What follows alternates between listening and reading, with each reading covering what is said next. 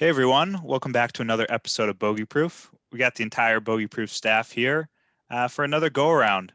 Like we do most times, start with a little around the horn on what we're sipping on. Matt, what are you sipping on there in Connecticut? Yeah, in Connecticut, snowed again today or yesterday. I don't even know at this point. Yesterday, I think. Another like 3 to 5 inches out there, but I got the Jefferson small batch going tonight, back on the bourbon train. So cheers. Joey, what do you got down in Florida for us? Boys, I figured I'd go with a trifecta when Michelob Ultra, the cucumber and lime flavor. Figured I'd give a review on all three. This is by far my least favorite flavor. Not a big cucumber guy personally, but that's just me. Not too bad though. And Eric, yourself? So Matt, we're pretty much on the same train tonight. I got some bourbon going as well.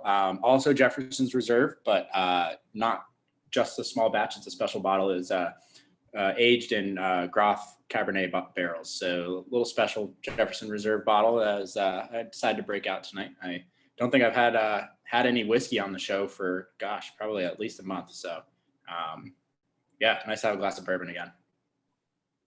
Michael? Yeah, and you chat a little bit about the Cabernet barrels. I just went for a nice little California Pinot Noir tonight. Nice little light, not too bold of a flavor, and it's a smooth one. So I know we've been chatting a little bit about wine recently, and guys got me thinking. Someone brought this bottle over to the house yesterday to watch the Super Bowl and happened to leave it behind. So you're not gonna let a nice bottle just sit around for more than a couple days. So we're finishing that off tonight. But just overall a big weekend in golf and a big weekend in sports. We got Waste Management Open, or is it the WM Open? I was a little confused by the coverage this week because I think they've changed companies completely and it's considered WM, but no one was on board with that. Everyone was calling it the Waste Management Open. And I'm sure the people, like, they had the CEO of WM on. He couldn't have been very happy about that, them saying Waste Management 24/7. I just thought that kind of got me laughing a little bit when they brought him on. But interesting week of golf and kind of a crazy Sunday. But a lot of things kind of leading up to that. Matt, I know you were pretty fired up on Saturday when we saw Jordan Spieth climbing the leaderboard. What was kind of your take on this weekend? Maybe we'll start with Saturday and kind of some of those developing stories. Yeah, I think Saturday was probably the better day of watching golf. I don't know. I watched Saturday pretty much from beginning to end, and it was probably the most fun I've had watching a golf tournament out that wasn't a major in a very long time. Like, without Tiger Woods being involved, I can honestly say that's the most excited I've been about a golf tournament in a long time. Normally it kind of gets a little extra attention due to the crowds and, it's like the People's Open, it's been called in the past and stuff like that. But Saturday, like, brought the noise from just an all around, like, shot after shot being hit, putts drained everywhere. Like you said, Jordan Spieth, I mean, he's always the last, 6 months, he's been struggling for a little while, but the last 6 months to a year, he's really shown the flashes of, one good round here or put together 12, 14 holes of just super solid golf and then really just blow up on the other 6 holes or the other couple days of the event, whatever it is, and not really able to put it all together. Saturday, he pitched the perfect game, right? Like a no-hitter, whatever you want to call it. As bad as some of his tee shots were, he was able to escape them, or he missed in the right spot to be, like, still in the hole because bogey free 10 unders. I mean, you can't beat that. It's pretty fucking good. And the way he does it too, I mean, I'm sure we'll get into Jordan a little bit more, but it's just so much fun to watch the way he does it, the way it's just so, like, sporadic and, like, it's like a roller coaster. You don't know, like, you're nervous on every single shot because it's just like at any moment you're waiting for, like, the bottom to fall out and him to just, like, make a triple. And the putter was electric on the last, 6 holes or whatever. And just, I don't know. I had an incredible time watching him, and then all that going on, and you got Xander like a hole or maybe 2 holes behind him, just, like, doing it in a much more subtle way, but kind of matching them and, catch it. Every time Jordan took the outright lead, Xander matched him, and kind of that back and forth all day Saturday with a lot of good golf being played by, it seemed like everybody they showed on TV was, 4, 5, 6 under, 8 under, whatever it was. So Saturday was an incredible day of golf. Awesome. It was like highlight reel stuff all day from whoever they put on TV. And then Sunday kind of came back to earth, but I'm sure we'll get to Sunday and more of the results as we go on here. But overall, Saturday probably best day of golf coverage in the last year or two, easily outside of majors. Yeah, Joe, I think you said it right. I don't know if it was in our group message or I don't know what it was, but I think you texted us something like golf is better when Jordan Spieth is around. And I think that is so true and something that kind of, we know you're kind of a big fan of Jordan Spieth and someone who was on the rise when you really started and, learned to love the game of golf. But that kind of manifested over time. And I think that was almost something that was said in the broadcast by the end. It was like golf is a better place when Jordan Spieth is around. So, I think you were saying that a couple holes into Saturday when he was kind of getting going. And then by the end of the day, we had all golf media saying the same thing. So, bogey proof with the hot takes early on, but yeah, a lot of good stuff. And I think let's kind of kick it off on Sunday. There was nothing good going on. That's all I got to say. Outside of Brooks Koepka finishing very strong, and was he 5 under last 5 holes or something along those lines, similar. But really, besides that, no one came to play. That last group was pretty atrocious from the start. No one making putts. The first tee shot Jordan hit was just it was tough. I know. Eric, you saw that first tee shot. What was kind of going through your mind when you saw that shot tracer going a little bit right off the tee? I mean, I can't say that I was surprised. Just a quick little rewind to his Saturday round that Matt talked about. He shot 61 with 10 birdies, but he lost strokes to the field off the tee. Almost impressive. It is impressive. It still seems to me like no matter what club is in his hand, when he's standing on a tee box, he has no idea where the ball is going. No idea. No idea. He looks so uncomfortable. He looks two-way miss and has no, in every essence of the word, has no clue when he stands on the tee box. You can put a sand wedge in his hand and it's not going to hit a fairway. Like he is. Yeah, and that was the thing too. Like him taking hybrid off the first tee. You hope he's going to give himself a little bit of confidence, get the round started a little bit, find an easy fairway, and he almost had to take a goddamn unplayable. He hit it so far right. And he hit a miraculous second shot. I mean, the angle that he had to take on that ball and to be able to pretty much get it up there pin high, and he left himself with a pretty difficult chip shot, but he hit a great second shot. And really, I mean, I'm sure there's quite a few people that listen to the No Laying Up podcast that listen to us as well. And Big Randy put it so perfectly what Jordan Spieth did on the first hole. It looked like he didn't hit range balls. He got out of the car, got to the first tee, whiffed one way out right, and just made an easy tap in bogey. It was just like, again, like I said, it wasn't surprising to see that first swing of the day. And at the same time, though, it didn't make me nervous because it's Jordan. Like I at that time, I was like, all right, made a bogey. He's probably still going to make 6 birdies today. But that obviously didn't end up being the case. So yeah, I don't know. It was definitely, all in all, Sunday was a letdown for me. I was so fired up to one with Jordan in the mix, 2 Xander. I mean, 2 of the bigger storylines in golf for the past year or so with kind of not getting in that winner's circle and whatever it may be. And it just was a letdown for me. Like Mike, you said, Brooks played well. Other than that, nobody really played too well. I mean, James Hahn had a good front 9, and then James Hahn, we need to talk about that too. God knows what happened to him on the back. 30, 40 or something like that with the birdie on 10. Yeah. I think the leaders or the coverage kind of alluded to it, but like I think on the 11th or 12th tee, you can see the leaderboard. And I don't think he expected to be in the lead even with that good of a front because of how low everybody went the day before.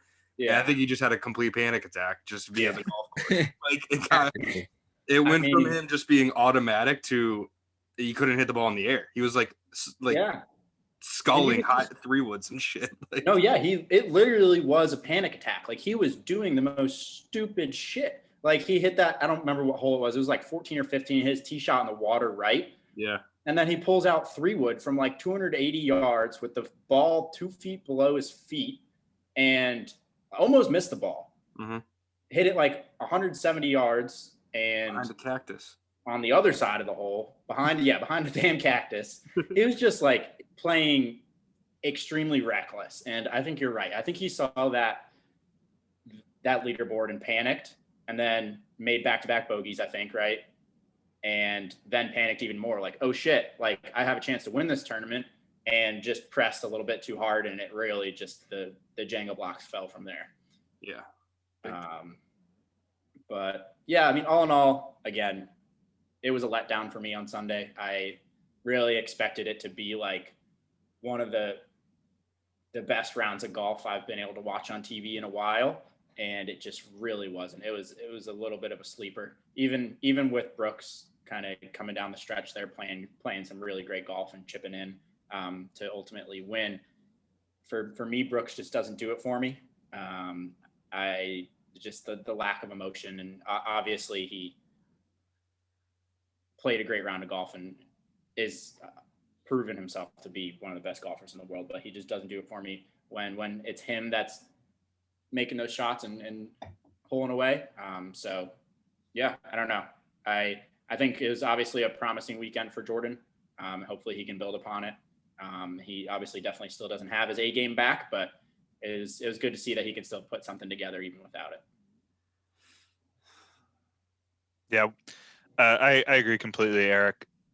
Joey, let's kind of slide over back onto the Jordan Spieth train, and what is kind of your thoughts on him going forward now that he's not that he had a great Sunday, but he did finish, I think, was he T4? You know, Yeah. I think it's by far the best finish he's had in a while since one of the Open Championships or 2018 Masters or whatever it was there. You know, what's kind of your thinking as far as Jordan Spieth going forward this season?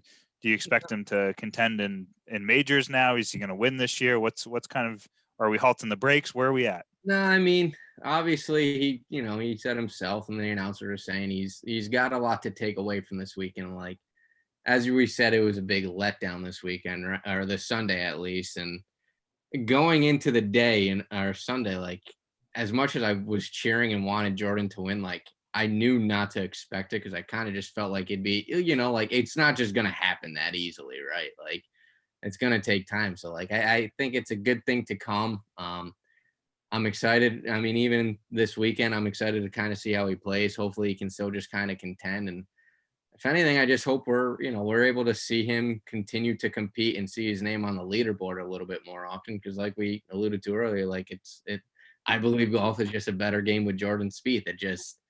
He draws an intention to the game that not a lot of other players do. Like, I mean, I'm not going to compare him and Tiger cause it's a whole different ball game, but like in a way, I feel like that's kind of what the golf community feels like with Jordan when he's playing well. Like, Twitter goes crazy. I feel like there's not many other players that continually happens to.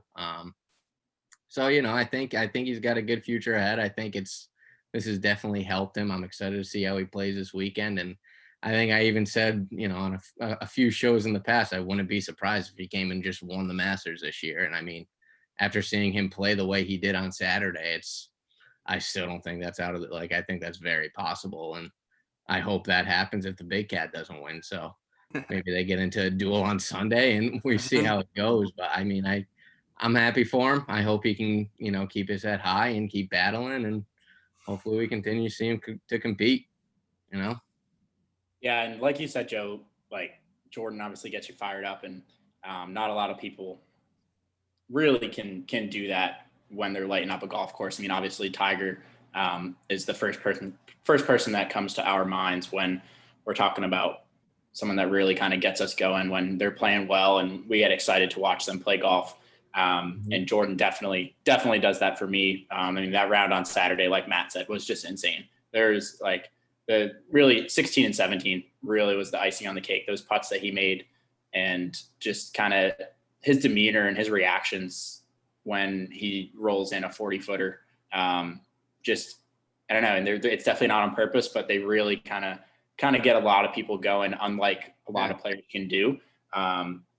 And for me, kind of just thinking about it, and this was something, again, like saw on social media, like, is there anybody besides Tiger? And also, I think I would put Jordan in that conversation that really can get you as fired up when they're playing well as those two. I would maybe put Rory in that conversation. I think Rory can do that for me and for a lot of people when he's really kind of got his A game going. I mean, the first thing I think of talking about that is his match with Patrick Reed in the Ryder Cup a few years ago.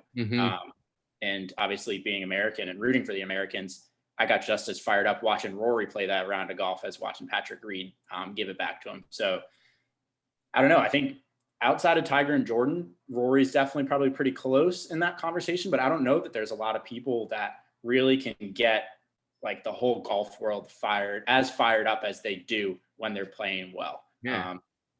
So I don't know, Matt, Mike, do you guys have any thoughts on that? I'll let Mike go first, and because I got a couple things on this one. But I'll let Mike go first. Oh boy. I mean, outside of when Brian Gay's sticking wedges, Settle down. Enough of that. for me it's tried and true. It's Tiger Woods. I don't think there's really anybody that gets me going or gets me excited to watch golf like Tiger Woods. I mean, yeah, Jordan Spieth's fun. I think the interesting aspect about Jordan Spieth is like how bad he hits the ball, and then you get it 40 feet and it's like it's going in the hole. So I think that's, someone who rolls a rock like that's always fun to watch, and kind of reminiscent of like a lot of our games, like just hitting it off the world sometimes and figuring it out. And obviously we're not shooting 61 at the WM Phoenix Open, but maybe we're scrambling our balls off for a 71 at our local public course or whatever it is. But yeah, I don't really think no one really does it like Tiger Woods. So I would struggle to say much anyone else, honestly. No, that's true. I mean, Tiger Woods is Tiger Woods. What do you expect? I mean, yeah. Tiger's the obvious needle, right? Like, whatever Tiger does, that's the maximum you're ever going to get out of anything. But I think, kind of like Eric said, like Jordan does have something about him that draws people more than most people, right? Like, you take a guy like Justin Thomas or John Rahm, right? Any of these guys that are, pretty much, when you look at the total product, in the same ballpark as Jordan, obviously right now, not even close, but career wise, they're kind of in that same category. Rahm's probably his career's a few years shorter, but still in that kind of conversation. Like, you're not glued to your TV when they have a good round, like everybody was for Jordan on Saturday. Granted, right now it's like part of his comeback, right? So it's a little more, but I think what makes Jordan stand out is, and it hasn't been recent, but when he was winning majors, he made big shots in big moments, right? Whether it was putts, whether it was, look, like the Open Championship that he won, right?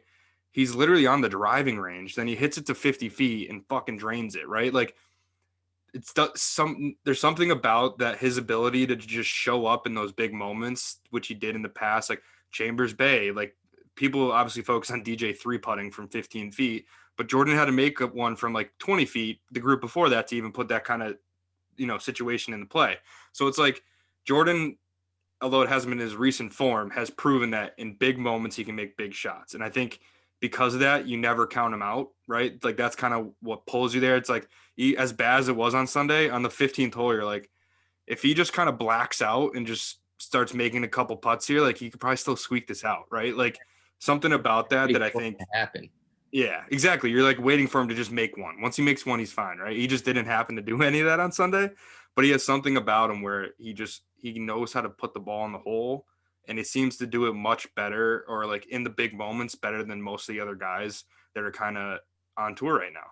And I guess to answer Eric's question before I go down this rabbit hole, if it's not Tiger, for me, it's Rory, just because of the way he does it. It's usually in dominating fashion, like emphasis on the way he wins and whatnot. But he hasn't done any of that shit recently. It's kind of getting ridiculous, but whatever. But yeah, like back to kind of the Jordan, like big shots. Like, I think Tiger Woods, and I don't know if it's a coverage thing or whatever, but like nobody can close anymore besides Brooks Koepka. nobody has the mental fortitude on Sundays down the stretch to execute every shot. There's times when they execute more than the other guy and they win, but it doesn't mean they executed the whole way through the last 4 holes. And Tiger Woods did it at such an elite level for so many years. Like his closing rate was well talked about, right? Like he only surrendered like what, 1 or 2 54-hole leads in his career, which he had, 100 of them, like it. So he set that bar so high. And I don't know if it's just 'cause obviously it's unfair to compare people to Tiger. He's considered one of the best of all time. It's not the best of all time. No, he is. Yeah, I know. I'm trying to be neutral here, all right, for the people.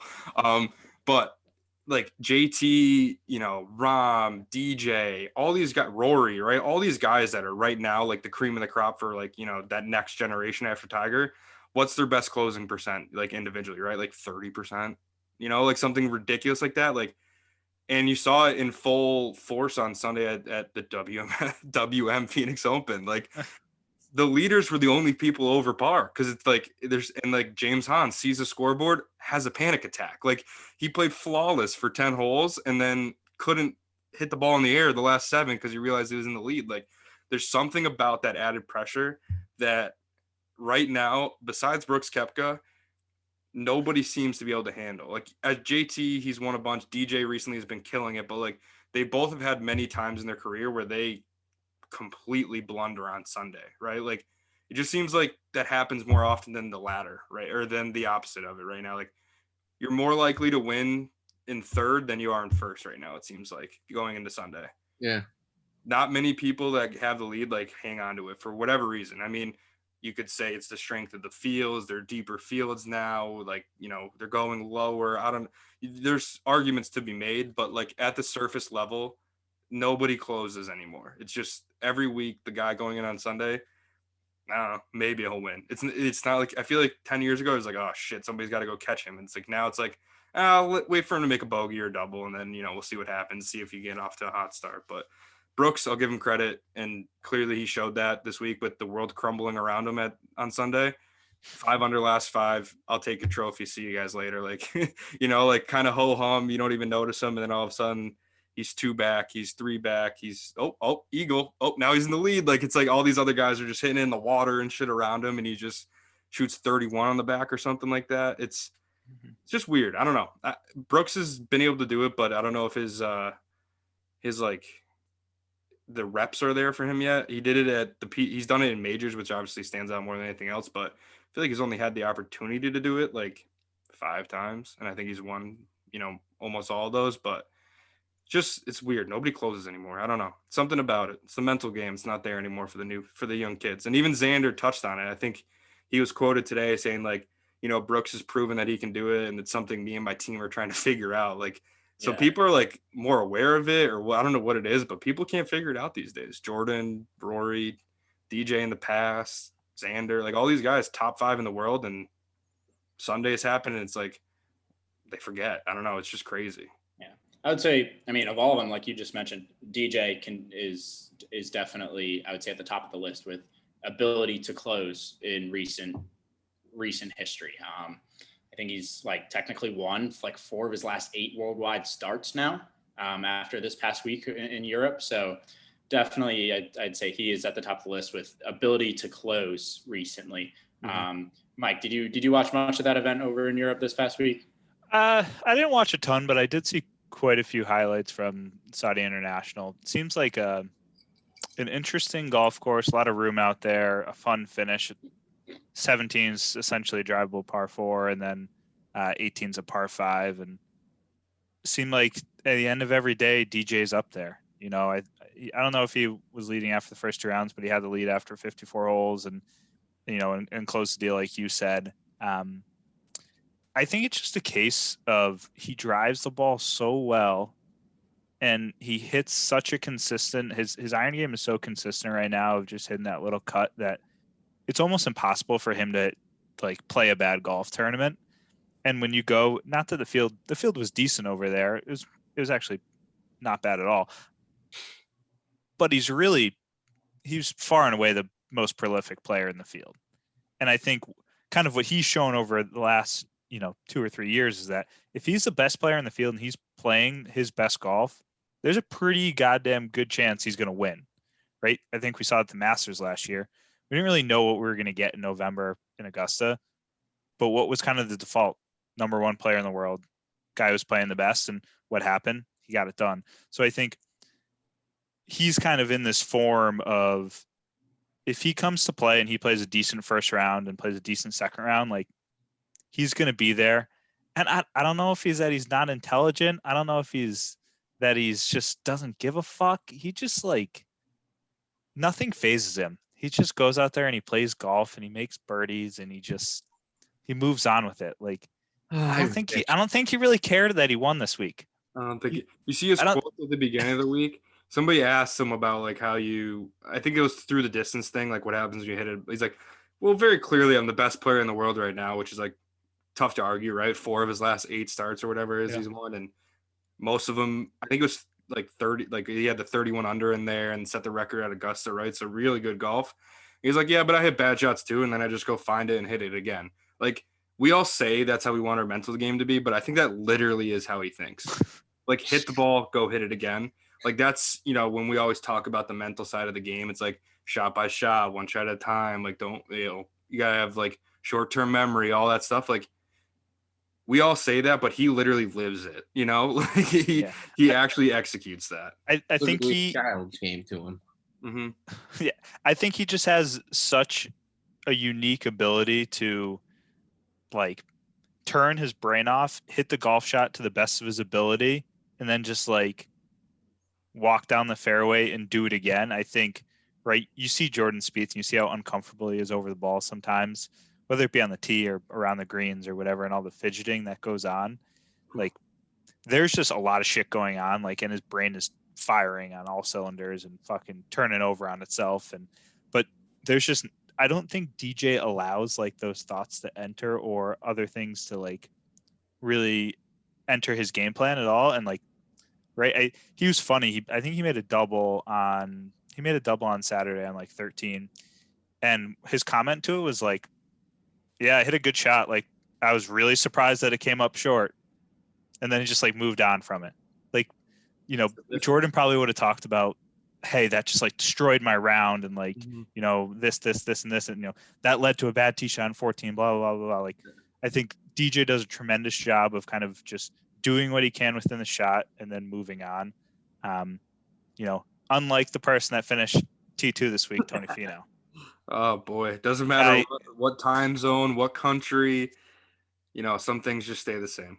Tony Finau. Yeah, so Tony Finau, little puke fest on the stretch, but hits the ball great, putts great, Thursday, Friday, Saturday.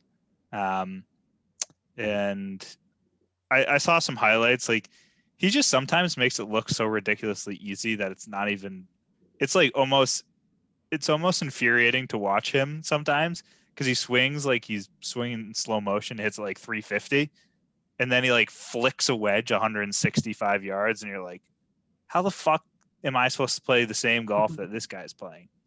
Like, he can hit 9-iron into 500-yard holes.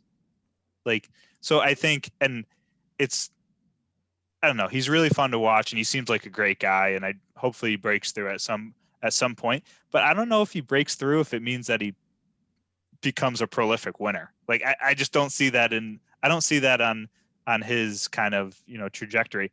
Joe, do you see Tony Finau, if say he wins, twice this year on tour, like, is he going to be someone who wins 10 times on the PGA Tour? I don't think so. I don't know what kind of your thought is on that. No, yeah, I mean, you never know in this game, though, right? Maybe one win could just kind of set him off and he just goes on a tear. But I mean, personally, he's gonna win at least once, right? Like, you can't not win at least once. But I mean, I don't think I don't want to say I don't think he'll get to 10, because, like, he's more than capable of it. But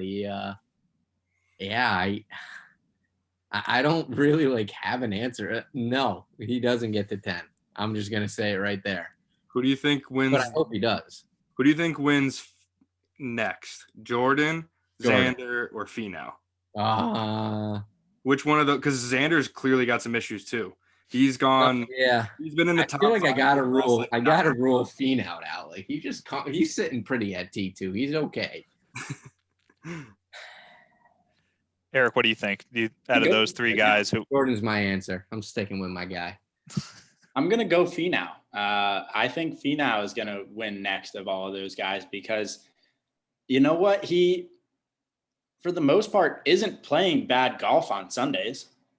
He's playing fine golf on Sundays. A few weeks ago, he was tied for the lead going into the final round and didn't ultimately pull it out and win. Didn't play that great that day, but I mean, we talk about these backdoor top fives. He's playing good golf on Sundays and consistently is beating 95, 99% of the field every single week.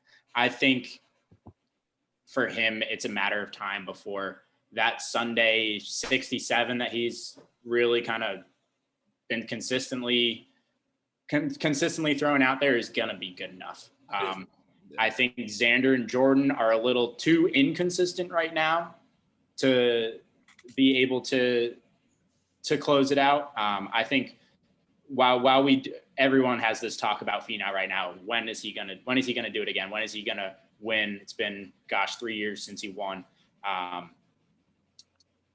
But during all that, he's played consistent, solid golf. He just has been one shot off, two shots off. He hasn't fully collapsed. He hasn't shot 80 on a Sunday and forgotten how to play golf. He just has made one or two poor swings throughout a round, and which has really thrown him off. So I'm going Tony. I think Tony's going to win next of those three, and I'm going to ride to that. Mike, what do you think? I think my money would be on Xander just because. Oh man. I think his talent level, just week in and week out when it comes to playing difficult golf courses, is there. But I guess you could say the same. You could say the same thing about Tony Finau, right? Like he played well at Torrey Pines, played well at American Express the week before, like two polar opposites essentially. So that game travels. I'm just gonna say Xander because I think at some point, if he figures out the short game and the putting a little bit, like his ball striking was a little off on Sunday, but like the way he hit the ball Thursday through Saturday, I think that ball striking ability doesn't just leave you. Like you just like at some point you're gonna hit the ball like that the majority of the time, and once the short game kind of catches up, that's my expectation. Yeah.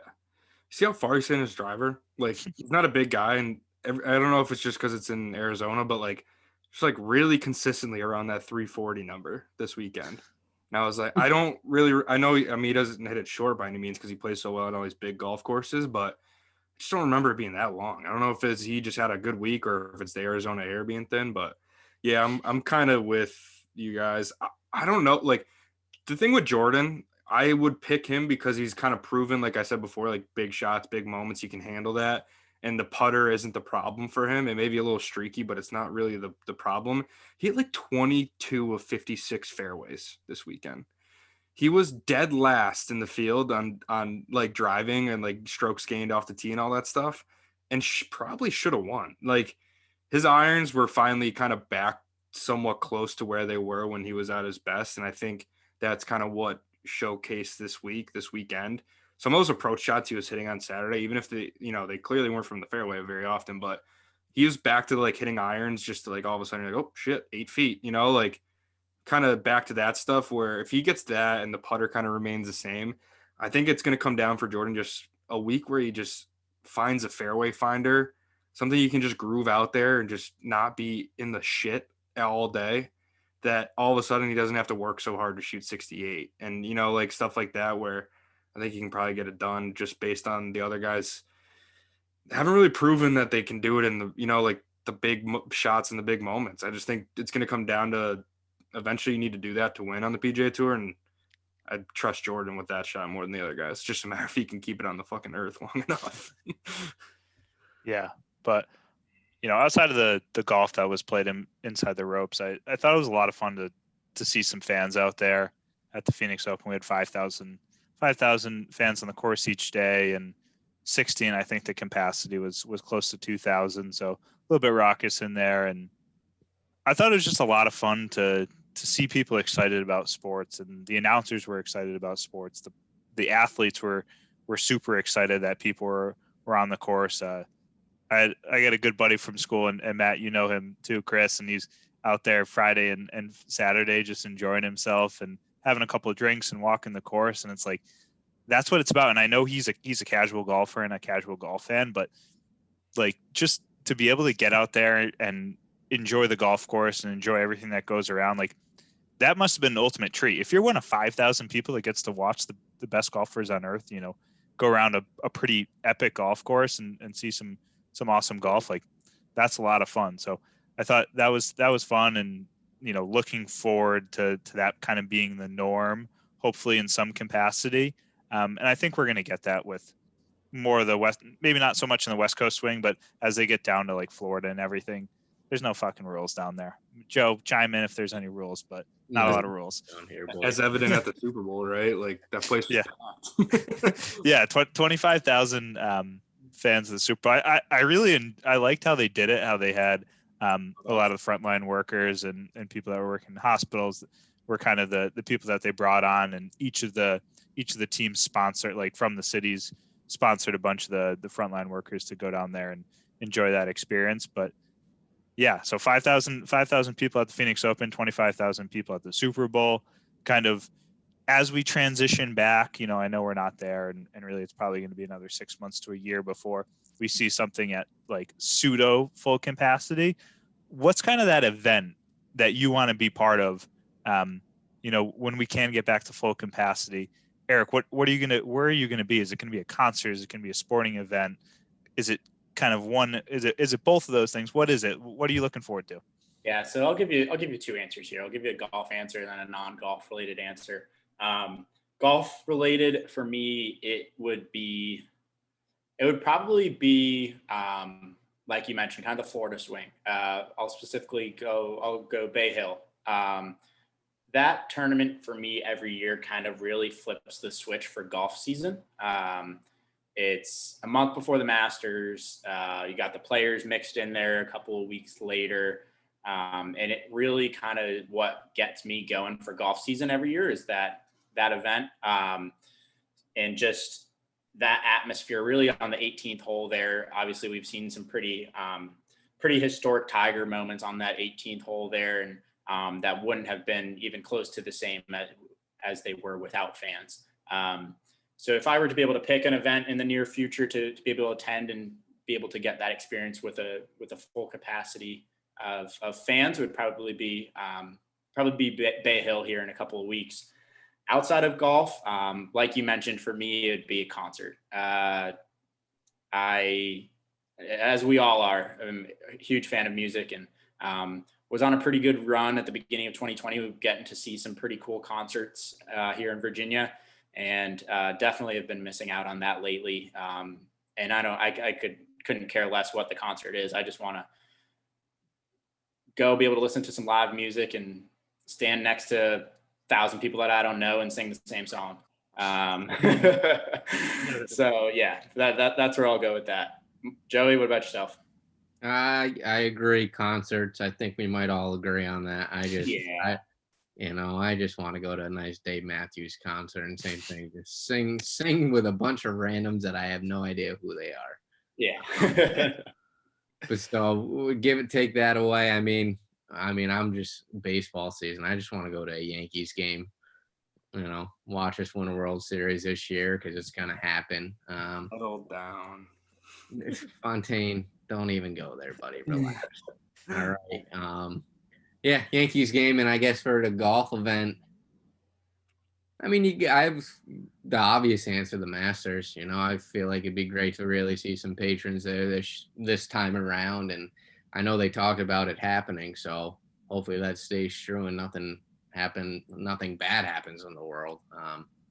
But definitely the Masters. I mean, the patrons kind of make the Masters in a way, and it was weird watching it without them this year. I mean, you try to watch different coverage, and this time around it was weird because you had literally no sound on every single camera that you're watching from. So just kind of quiet watching that. So yeah, Those would be my two answers. What about you, Fontaine? I'm probably going. We'll go golf first. I'm probably gonna go something like. I might go with the Florida swing too, and go.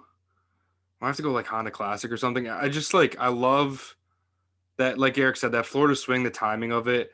That's always when it's like, all right, like let's start thinking Masters, let's start thinking majors, who's trending, players around the corner, all that stuff. Like that's kind of when that all starts. Like obviously the California swing is good to like you get the views of California, right? Torrey and Pebble, they're on the ocean, all that fun stuff. But Florida swings when it's like, all right, who's trending now, right? Like who's ready to go? I've never been to any golf events really outside of playoff event we went to in Chicago, and then I've been to the Travelers a bunch of times too. So I'd really love to see kind of the Florida stuff and some stuff that, like you said, Eric, like there's some historic, people. That Florida swing has historic winners and like iconic finishing holes and finishing shots and all that stuff. And I'd love to see, I'd just love to see those kind of tournaments. They always have big names and stuff like that. Like Sung Jae won last year, I think, right? Like, love to see that guy. Love to see that guy defending, And then outside of golf, I'm gonna go concert too. Love a country concert. See my guy Luke Combs out there. Love to see him again. He dropped that album last year right before all this COVID nonsense happened. I was like itching to get to go to it whenever that that tour happened and all that stuff. But yeah, those are my two answers: country concert, see my guy Luke Combs, and Florida swing for golf. Yeah, love all your guys' answers thus far. Fans. Yeah. Couple comments about everyone's answers. You mentioned Fontaine. I guess I'll kind of focus on your answers, Fontaine. You mentioned you went to a playoff event in Chicago when we went at Medina. We got to get Nick Shemkovitz on the line, get us to the BMW Championship this year at Caves Valley. So, Nick, if you're listening, I know you enjoy the content that we're pushing out.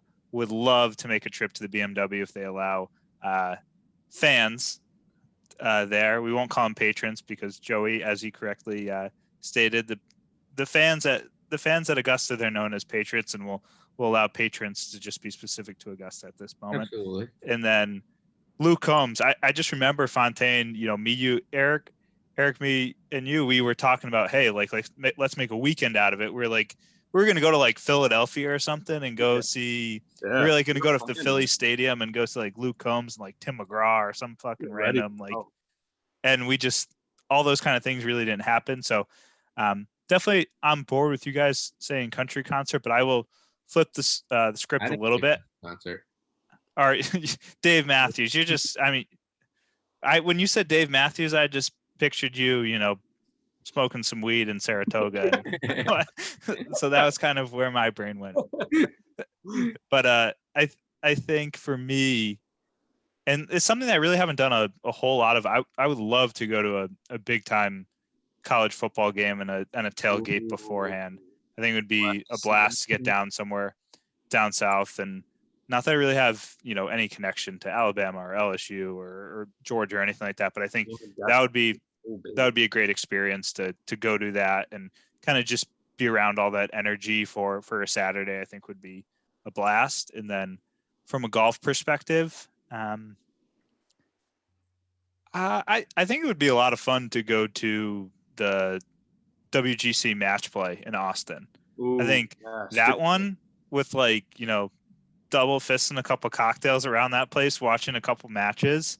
That's a pretty cool golf course right on the river there, and some exciting golf holes, especially kind of down the stretch on the back nine. So that would be my place if I could pick. Like, hey, where would I want to go and kind of be surrounded by other people doing the same thing? Like, right, like a match ends relatively early. Oh, hey, Rory and whoever he's playing they're tied up teeing off in the 16. You run across the other one, you go and you catch the end of that match or whatever. It's kind of fun to do your bracket or whatever you do. So that would kind of be my take on where I would want to go to see a golf tournament right now. Match play hits different too. That'd be fun. Get the emotions going. Love that. I wish there was more match play events on tour. They should. They do plenty of 4-day stroke plays. You can always mix one in, like it's like, I don't know the exact number of tournaments they have a year, but like there's enough where you could definitely make one another match play kind of thing, whether it's a bracket style or, I mean, you have to do bracket to get enough players in there, but however they make it work, I mean, the number of tournaments is available. They you don't have to have it be making numbers up here about like 34-1 stroke play match play. Like I'm sure the fans and even the players would probably like a way to mix it up.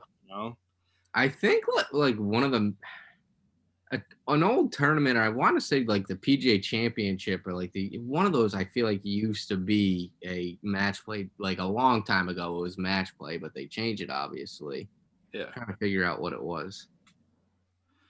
Yeah, I can't think of it off the top of my head, but kind of thinking back, those are always fun weeks to kind of just a lot of different storylines and a lot of moving parts. And yeah, I think that'll be a very active week for us on the social media side, Matt. Like, I think for all the people that are listening out there, kind of we're trying to create this curated experience across all these different platforms. And, you can see us on Twitter at Bogey Proof Tweets. Matt's in the Twitter, I don't even know what to call him, but he's just grinding 24/7. He's out there live tweeting. He's out there live tweeting Jordan Spieth.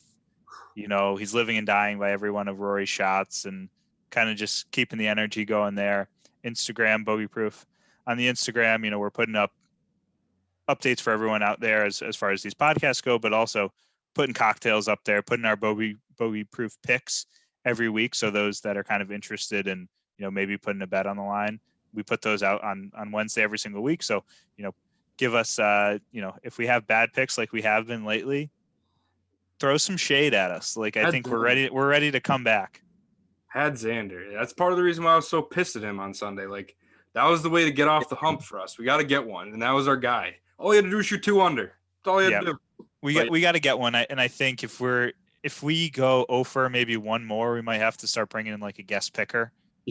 Maybe bring someone in that like knows the tournament, or a former friend of the program or something like that to come in and make a pick. I kind of had an idea. I was thinking every time we do picks, we all like put $5 into a pot, and the first one to guess right gets the money, and you just kind of keep doing it. Tell you what, I'll be doing a lot more research then. Besides, maybe just $1, just a friendly game. I it's the pool. Fun. It's the pool. Yeah, I like that. I love that. And when we're not on Instagram, we're throwing some blogs up on bogeyproofblog.com, and Matt wrote one about Rory recently, and then he comes out and finishes second in the tournament over there in the desert. So pretty relevant stuff. And talk about a dude who can't close.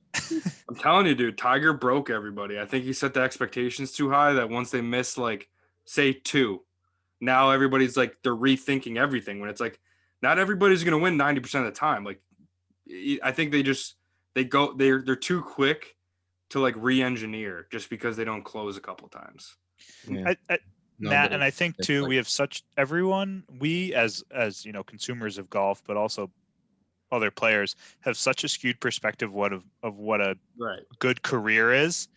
And 25 years ago, if you won 10 times on tour and you won a major, Hall of Fame, you're like borderline Hall of Famer, and you're a top 100 player of all time. Now it's like, these people get so, I mean, like, there's some people that have great perspective and they might win a few times on tour and they're happy with that or whatever the case may be. But these guys that come and have success early in their career, that's just not really the case. But just to kind of finish up plugging our social, if you guys listen to our podcast here on Spotify and Apple Music, but you want to see the video, take a look on YouTube. And then also we'll have some more videos and some clips going on Twitch for Bogey Proof. But I hope people are going onto our YouTube and watching these videos, because I think we have a lot of fun banter, and you get a lot of it over podcasts. And, I'm happy that people are enjoying that, and people are subscribing, and people are downloading our podcasts across the multiple platforms. But we have a lot of kind of back and forth, and we'll have some exclusive videos that only go on our YouTube, just because this podcast kind of sits usually in that 50 to, hour and 15-minute range. If we have something that's a little bit shorter or really long and we're doing a deep dive, we're going to put it up on that YouTube. And yeah, we're going to spread and post it across the different platforms, but that YouTube is kind of going to host that original video. So if you want to see our beautiful faces, go on our YouTube and search Bogey Proof.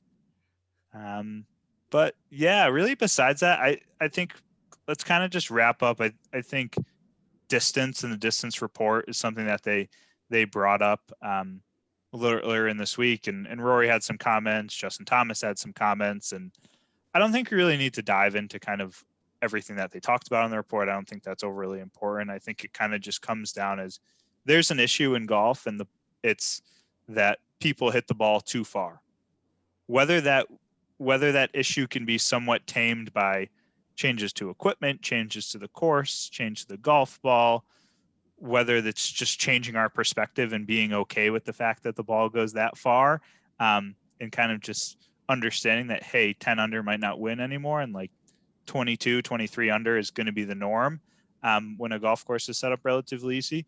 There's just got to be some sort of change. We don't know if it's, like we said, a product or perspective or whatever. But Eric, what were kind of your takes? And I don't think we need to dive into what Rory or Justin Thomas really had to say, but kind of what was kind of the overarching theme that you think, hopefully people take away from kind of the discussion that's happening right now? Yeah, like you said, the overarching theme for me, it was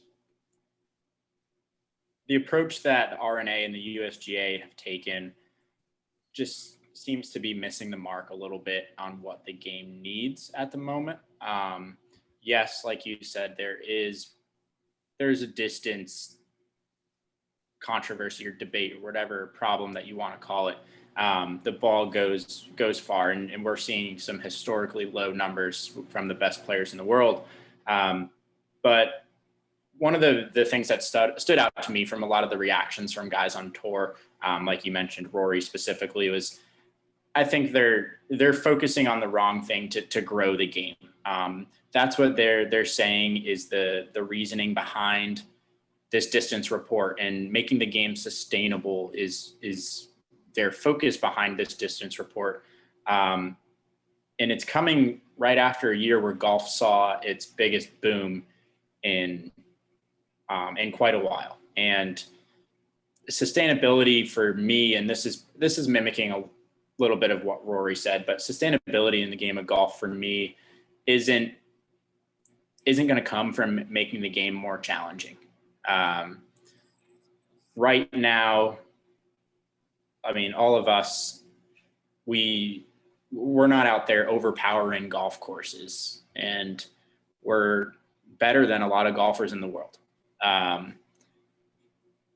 think that to keep the game there, to continue the growth in the game of golf, and to key in on that sustainability theme that the USGA and RNA want to focus on, it involves making the game a little more diverse. And I'm not going to dive into all the details that lie within that, but just making the game more accessible, I think is something that would be a little bit more, or taken a little bit better by everyone involved with the game, pros, amateurs, teachers, whoever it is.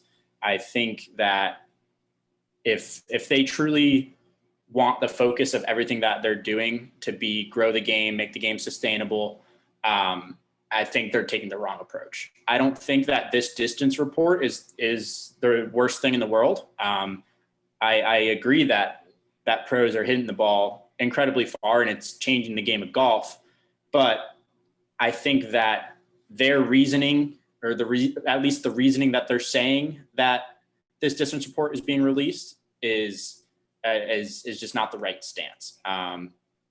So I don't know. To summarize, I guess that to make the game more accessible, to make the game more sustainable, it doesn't mean make the game more difficult. In anything, it could mean make the game easier for newer people or newer players of the game. And we're seeing that a lot across a lot of different venues with kind of like these Top Golf things and 12-hole courses and stuff like that is making the game more accessible. Not dialing back the ball and making it more challenging to play. So that's kind of and I could go on and on into detail for hours about that topic, but that was kind of my biggest takeaway and what I think was the underlying theme behind the report that got a lot of kind of negative feedback, I would say, from the golf world.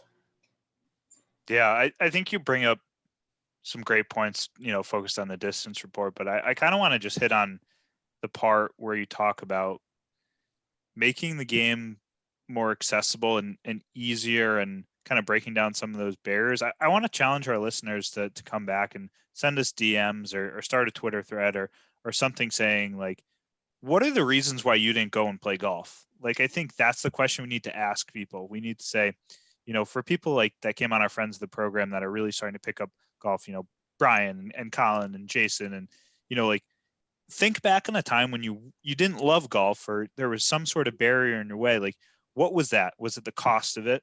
Was it that you didn't feel comfortable because you didn't know all the rules? Was it, I don't know what it is, but I just kind of want to challenge our listeners to come back and send us notes and say, like, I think this is kind of a fun, almost like evaluation research kind of thing. And kind of just working as a pseudo situation where we can learn a little bit more about people that are in that position. I think our group might have a little bit of a skewed perspective just because we played golf for so long. I don't feel like, outside of maybe not going and playing an elite golf course because it costs $300 to play, there's not a lot of things that really like deter me from going to the golf course. But I know that's not the case for a lot of people that are just picking up the game. And they just don't feel comfortable being in the situation or being on the golf course. And so kind of interested to hear, that aspect. And I think that's a discussion that we can have. And yeah, we could talk distance report and all that good stuff too. But I think for kind of the people that are listening, I think that's kind of what I take from the distance report of, we're looking at it through this small little lens, and Rory used that term, looking through a small lens. But we need to kind of think about the other issues that the world of golf has kind of brought up. And, why did we have this boom?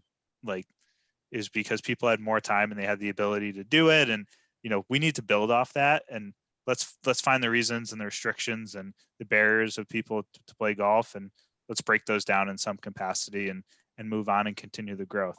Because it's so much fun when new golfers come and play. And I can speak from my own perspective of buddies that have just kind of picked up the game in the last few years. And it is so much fun to get out there and play and teach them more about the game and help them with their games and all that. So, yeah, I think that's a whole nother discussion that we can talk about at another time as well. But kind of just wrapping up, what's going on this week. The PGA, there's no European tour this week, so we don't have to chat too much about that. But the PGA Tour's up they're at Pebble Beach this week. So AT&T Pro-Am, no Pro-Am component. So they're not playing the 3 course they usually would, just playing Pebble Beach and Spyglass Hill. Pebble Beach, top 10 golf course in the country, if not the world. Spyglass up there in the top 100 golf courses in the country as well. So 2 really great tracks and should be a fun time.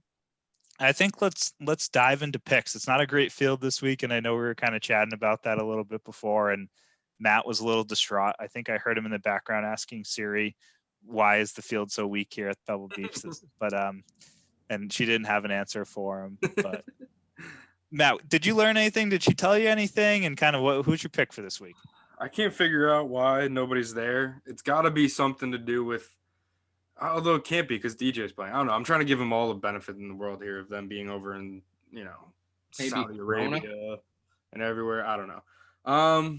But yeah, so field's kind of weird. I don't remember. I feel like Pebble's always kind of like one of the bigger coming out parties. Like this and Torrey is usually like the ones everybody comes to. And, sometimes people usually skip the Waste Management, to be honest, and then to play in Pebble. But it seems like it flip-flopped a little bit this year. But looking at who actually is playing, I think I'm going to go with Zalatoris this week. I just feel like he's been playing some really solid golf. This course has been known to produce like either absolute champions of the game like Phil, Tiger, Jordan, or also just random people that win, like Nick Taylor and like, and like some of the other guys throughout the year where they're like kind of a, one and done, or like, I don't know. It's like, it seems to be either one extreme or the other. So I'm going to go with kind of the unknown with Zalatoris, because he's been playing really solid golf the last like 5 tournaments I remember that he's been playing. And, every time I see his name, he's top 20, top 10 on the weekend, kind of in and around that area. So hoping that he's, gotten enough reps the last few weeks to kind of put something together and make a run with a somewhat weaker field. But yeah, that's my pick. Kind of a long shot, but we'll see. Is the Rat playing this week? Boys, the Rat is playing. Believe it or not, he's playing. Unfortunately, he's my honorary pick. I Come on. I can't come firing on all cylinders with the Rat. He hasn't been performing the best over, across the pond. P41 didn't do it for you last week in the desert? Not quite so. So he's going to be my honorary pick. Seeing Sung J M taking the first weekend off in probably about a year. So good for him. He deserved it. He's been battling hard. So I'm gonna go with DJ. I know he just won, but I don't know. I kind of like him at this venue, and I think he's just playing so good of golf that the fact that he just won last weekend, he probably already forgot that he won last weekend anyway. So, to him, this is just another day. So he's gonna go out there firing and hopefully get a W. What about you, Quacks? I'm gonna go Max Homa. Him. Obviously he's a California kid, but he's been playing some really solid golf lately, kind of flying a little bit under the radar. And specifically, I forget who brought it up. It was either on coverage or maybe I saw it on social media, but he's really kind of turned into an elite driver of the golf ball. And that combined with how well he putts it, I think he's one of the best putters on tour. I think he can really put it together for a good week. Like Matt said, this tournament sometimes provides some, not random winners, but some of the guys that maybe aren't in like the top 15 power rankings for the tournament or aren't necessarily the favorites. So I'm going to go Max Homa. I think he's got a good chance of getting it out this week. Mike? I'm looking deep in the field right now. There's some wild characters playing this week. I'm not sure how Hunter Mahan continues to get starts on the PGA Tour, but he's back. He's under the career money exemption list right now, so he's probably just burning through. I think when you get to a certain, like, if you're like top 50 all time, you like have a certain number of starts you get to just burn through.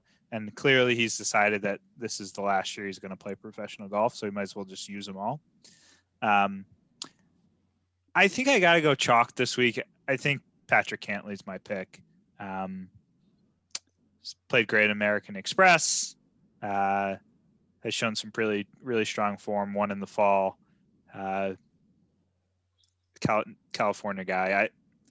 He's the winner on big golf courses too, like big. Yeah, he wins on good golf courses. He looks great in sweaters. He's going to be rocking sweaters with the breeze. Go boss sweaters. Good point, Mikey. So those are kind of the intangibles that Patrick Cantley brings to the table. So that's my pick. John Daly's in the field this week actually as well, which is kind of interesting to think about. He'll probably get a cart because usually he brings a doctor's note with him, so they let him have a cart. So he 100% will have a cart.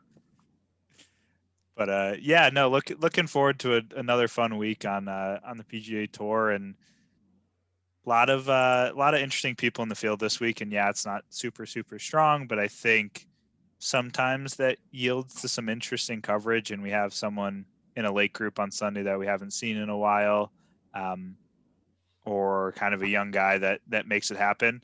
We've seen a lot, like kind of Matt alluded to, Pebble Beach isn't the most difficult golf course. It's difficult when they play the US Open there because they shrink down the fairways and they firm up the greens and do all those type of things. But it's 6,800 yards. It's usually kind of soft. As long as the wind's not too crazy, I would expect the scores to be relatively low. and without the pro-am kind of fanfare going on, I think people probably focus and have a pretty good week. So might be fun to see someone young get it done this week, or someone kind of light a fire. Maybe we see Ricky Fowler play well, or something like that. Whoa, settle down. You don't think Ricky Fowler is going to play well this week, Matt? No, he's. Yeah. They can switch putters again. He's back to the Scotty. He switched He again. sounds like me right now. He is all over the place. The putter was like old faithful for him. Switched it up. I think he had 34 putts on Thursday at the WM, right, or whatever. And I don't know. He's got issues. I'm no faith in Ricky Fowler. Zero. Yeah, but well, boys, always good catching up with you. We've had a nice little stretch here of all of us being able to be on the pod, and hopefully we continue to do this moving forward. I got none left, but cheers, boys. Cheers. Me neither. So